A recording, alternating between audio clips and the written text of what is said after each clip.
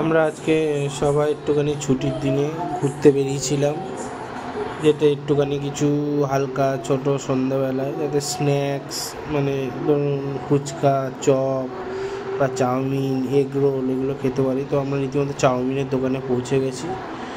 এই যে দেখছেন চাউ বানাচ্ছে। এই চা খুব, এখানকার চাউ খুব ফেমাস।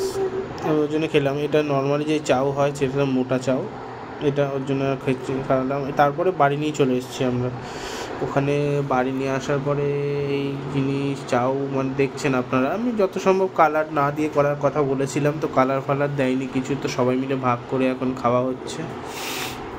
ভাগ করে তারপরে তো ছেলেকে দেওয়া হয়েছে। ছেলে আগে বলছে আগে আমি খাবো তাড়াতাড়ি। বাবাকে বউ বলছে আমিও খাবো, আমাকে দাও, আমার খিদা পেয়ে গেছে চাউমিন দেখে। বাবা ভালো হয়েছে বাবা? চাউমিন কেমন খেতে হয়েছে বলো? কেমন খেতে হয়েছে চাউমিন? ও আচ্ছা আচ্ছা, বলছো তারপর চাউমিনটা আমি একটু খেলাম, বেশ মোটামুটি ভালো হয়েছে। আপনাদের কেমন লাগলো মিনি ব্লগটা একটু জানাবেন।